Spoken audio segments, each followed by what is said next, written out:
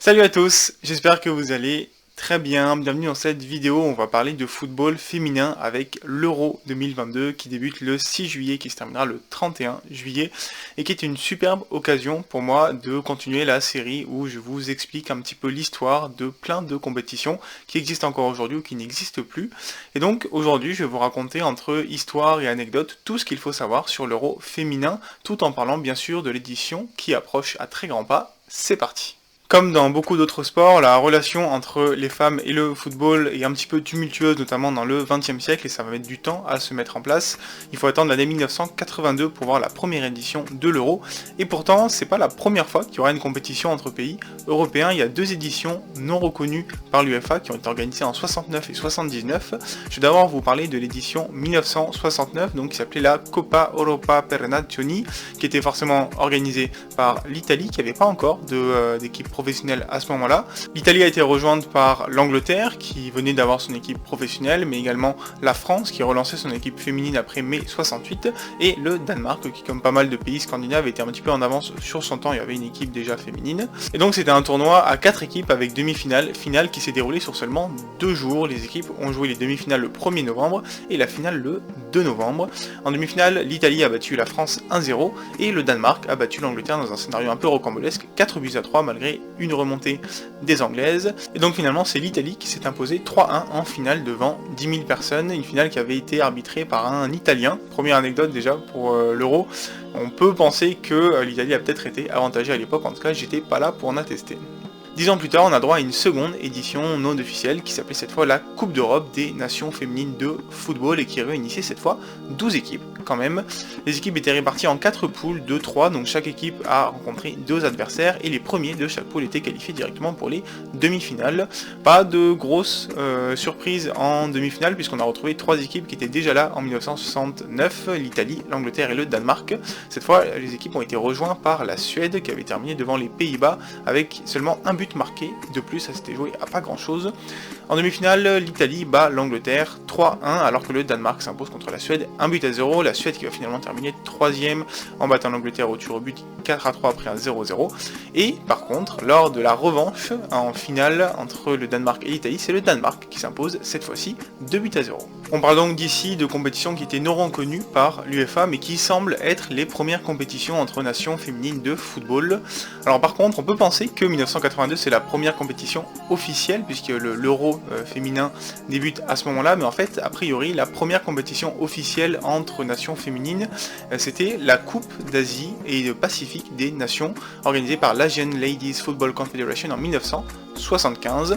Mais bon, ce qu'il faut redire en tout cas, c'est qu'en 82, on a quand même bien le premier Euro féminin de football qui commence et qui va s'étaler sur 2 ans, puisqu'on était sur une formule de départ avec 16 équipes en phase de poule, 4 groupes de 4, qui s'affrontaient en match aller-retour, et finalement, il y avait les premiers de chaque poule qui étaient qualifiés pour une phase finale qui va avoir lieu en 1984. Et donc pour cette première édition de la phase finale de l'Euro en 84, il y avait encore une fois les 4 mêmes équipes qu'en 1979, l'Angleterre qui a cette fois éliminé le Danemark en demi-finale, et puis la Suède qui élimine cette fois l'Italie en demi-finale. Et donc 2 équipes qui s'étaient retrouvées en finale pour la 3ème place en 1979 si vous avez bien suivi, se retrouvent à nouveau, mais cette fois en finale de l'Euro féminin, donc pour sa première édition, et comme en 79, c'est la Suède qui va s'imposer 4 tirs au but à 3. Alors là il y avait eu un match aller-retour et donc chaque équipe s'était imposée 1-0 à domicile, mais finalement les tirs au but ont donné raison aux Suédoises qui sont donc les premières vainqueurs de l'Euro. D'ailleurs c'est le seul titre pour l'instant au palmarès de la Suède. En 87, bis repetita pour la seconde édition qui se déroule en Norvège, cette fois avec toujours 16 équipes en phase de poule préliminaire, dont 4 vont sortir pour les demi-finales. On retrouve encore les 3 nations dominantes de l'époque, l'Italie, la Suède et l'Angleterre. Cette fois-ci le Danemark est remplacé par un autre pays nordique, le pays hôte, la Norvège, qui va d'ailleurs finalement s'imposer en finale face à la Suède à Oslo 2-1 et inscrire pour la première fois son nom au palmarès. Au niveau du format, 1987, c'est un petit peu l'année où l'Euro féminin commence à vraiment s'organiser et rentrer un petit peu dans les mœurs, puisque on décide à ce moment-là d'organiser un Euro tous les 2 ans. Alors finalement en 1997, on décidera d'organiser un Euro tous les 4 ans, et donc c'est le cas depuis 1997. 2022 c'est une petite exception, puisque à cause du Covid on a tout décalé d'1 an, donc ça fait 5 ans qu'on n'avait pas eu d'Euro féminin, mais on est voilà sur une période où c'est tous les 4 ans maintenant. En termes d'équipes participantes, il y a 2 nombres à retenir d'abord les équipes qui participent aux phases de qualification et ensuite le nombre d'équipes qui sont qualifiées en phase finale. Donc sur les équipes en phase de qualification, ça va monter petit à petit. On était à 16 en 1984 et le vrai shift, si on veut, c'est en 1997 où on passe à 33 équipes par exemple. Et aujourd'hui, pour la qualification pour l'Euro 2022, on était sur 48 pays quand même, c'est assez grand. Et sur la phase finale, on a d'abord eu donc 4 équipes en 1984 et jusqu'en 93, puis en 95 c'était 8 équipes qui participaient à la phase finale, donc il y avait des quarts, demi-finales, et à partir de 1997 on est toujours sur 8 équipes mais avec un format phase de groupe et les deux premiers qui se qualifient en demi-finale. Nouveau changement en 2009, avec cette fois 12 équipes qualifiées, des phases de groupe, 4 groupes de 3 si je dis pas de bêtises, et ensuite des demi-finales ou quarts de finale, ça dépendait des éditions, et à partir de 2017, on passe donc sur 16 équipes, 4 groupes de 4, les deux premiers qualifiés en quart de finale, et donc ça commence à être une compétition assez importante et où il faut pas mal de stats quand même pour l'organiser. A partir de 1989, on a le début de la razzia allemande. Alors en 89, c'était organisé en Allemagne de l'Ouest, et donc c'est l'Allemagne de l'Ouest qui s'impose. Ensuite, il y a eu la réunification. Et donc au global, entre 1989 et 2013, l'Allemagne va remporter 8 des 9 éditions qui vont se dérouler. La seule qui va leur échapper, c'est en 1993, où la Norvège va remporter son deuxième Euro.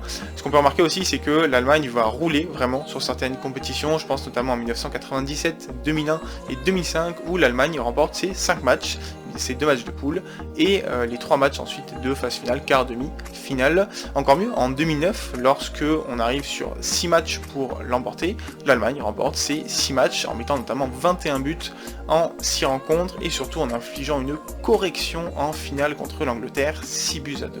Et donc finalement en 2017, c'est là où il y a beaucoup de changements, notamment au niveau du vainqueur, puisque c'est les Pays-Bas qui vont l'emporter pour la première fois avec 6 victoires sur toute la compétition et seulement 3 buts encaissés dans un nouveau format, puisqu'on était à 16 équipes qualifiées en phase finale. D'ailleurs, je m'arrête un tout petit peu sur les qualifications, parce que c'était un petit bordel, entre guillemets.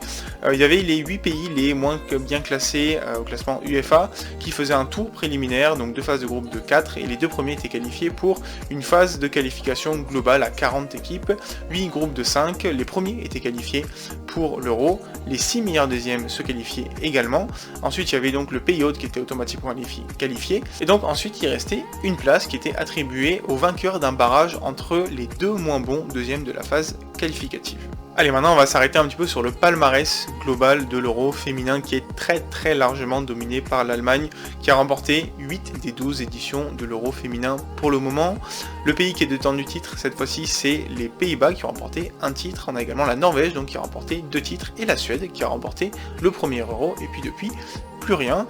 Ce qu'on peut noter, c'est qu'il y a 2 pays qui sont allés 2 fois en finale sans l'emporter, c'est l'Italie et l'Angleterre. Il faut noter aussi qu'en 12 éditions, le pays hôte s'est imposé 4 fois, peut-être un bon signe pour l'Angleterre qui accueille l'Euro féminin en 2022. Aussi, on peut noter que sur 12 éditions, on a vu que 10 pays se qualifiaient au moins une fois en demi-finale sur 48 possibilités, c'est quand même pas énorme je trouve, et surtout malheureusement on n'a toujours pas vu la France se qualifier en demi-finale. On espère que cette fois-ci le mauvais sort sera vaincu par nos bleus.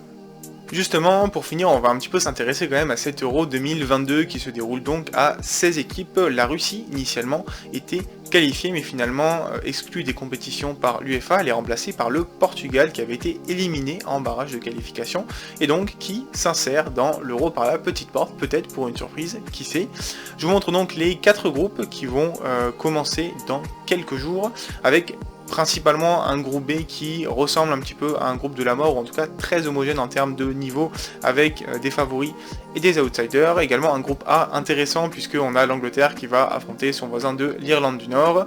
Et enfin le groupe D, celui de la France avec l'Italie, la Belgique et l'Islande. Avant de parler des favoris, on va s'intéresser un petit peu au cash prize qui est en nette augmentation cette fois-ci par rapport à 2017. On est sur 16 millions d'euros à répartir entre les pays contre 8 seulement en 2017, et également un budget qui a été ajouté pour les clubs qui laissent leurs joueuses partir à l'Euro, un budget de 4,5 millions d'euros. Alors c'est très bien que le cash prize soit doublé pour l'Euro 2022, mais il faut quand même le mettre en relation avec par exemple le cash prize pour l'Euro masculin en 2021 qui était de 331 millions d'euros. Alors certes, on a 50% d'équipes en plus à l'Euro masculin parce qu'on était à 24 équipes, mais par contre il y a aussi 2000% de plus de cash prize. Prize. Évidemment, je suis pas dupe, hein, l'Euro masculin génère beaucoup plus de revenus que l'Euro féminin, mais bon, je pense que l'écart doit quand même être réduit un peu plus que ce qu'il est actuellement. Et justement, une petite anecdote pour vous exprimer à quel point le foot féminin a eu du retard, on va dire, par rapport au foot masculin. Lors de l'Euro 1989, l'Allemagne de l'Ouest l'emporte pour la première fois de son histoire, mais les joueuses ne sont pas professionnelles, donc elles n'ont pas le droit à une prime de victoire, et donc la fédération allemande de football décide de leur offrir des fleurs et un service à café de la gamme Mariposa. Rien de plus, rien de moins. Voilà, ça avait un petit peu fait scandale à l'époque. Et d'ailleurs, lors de la Coupe du Monde 2019, l'Allemagne avait mis un clip qui rappelait un petit peu cette histoire, une anecdote que je trouve assez folle. On finit donc avec les favorites de cette édition, ou en tout cas les prétendantes à la victoire, qui sont assez nombreuses pour le coup. Évidemment, on a la France qui reste sur une très belle dynamique, des qualifications qui se sont très bien passées, 7 victoires, une défaite, 12 victoires consécutives dernièrement si je dis pas de bêtises. Une équipe qui sera toujours sans Eugénie Le Sommer et Amandine Henry, non retenue par Corinne Diacre, mais qui aura quand même sélectionné 5 Lyonnaises, donc Lyon qui a été récemment champion d'Europe, et surtout une équipe qui essaiera de vaincre le signe indien, puisque la France n'a jamais atteint les demi-finales ou mieux de l'Euro féminin, et on espère que cette fois-ci ils pourront au moins atteindre cette demi-finale, si ce n'est mieux. Un groupe qui est plutôt abordable avec comme principal adversaire l'Italie, mais ensuite la Belgique et l'Islande qui sont plutôt abordables. On devrait normalement voir les Bleus passer au moins la phase de groupe. La Suède également fait partie des épouvantails de cette compétition, avec donc un groupe a priori abordable également, les Pays-Bas comme principal adversaire, puis la Suisse et le Portugal comme adversaire abordable, une équipe qui reste sur seulement une défaite sur les 29 derniers matchs, qui a également fait cette victoire, un nul lors des qualifications, et qui tentera d'aller chercher son deuxième titre européen, après celui inaugural de 1984.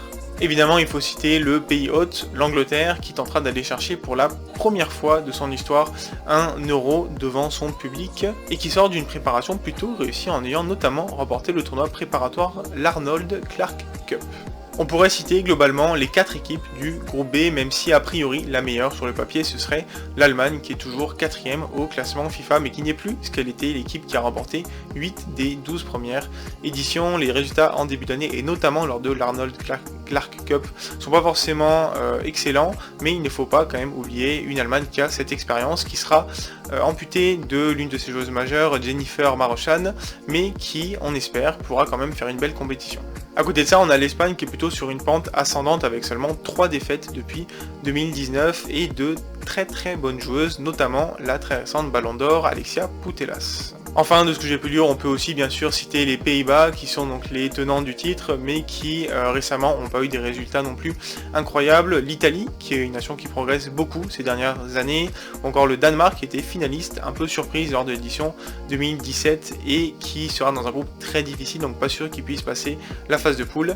Et enfin, la Norvège, avec son duo d'attaque Ada Egerberg et Caroline Graham Hansen, qu'il ne faut jamais oublier. Voilà pour ce que je voulais vous dire sur l'Euro féminin et l'édition 2022 qui débute très prochainement. J'espère que cette vidéo vous aura plu, j'espère que cette série où je vous fais découvrir les compétitions, leur histoire, leur format, mais également leurs anecdotes vous plaît. Si c'est le cas, n'hésitez pas à liker la vidéo bien sûr, la commenter, vous poser vos questions, partager la vidéo. Le mieux encore, ce serait de vous abonner, c'est le meilleur moyen que vous avez de soutenir la chaîne. Je vous pose évidemment une question en fin de vidéo, quel est votre favori pour l'Euro 2022 féminin? Et je vous dis à très bientôt pour parler foot. Ciao ciao tout le monde.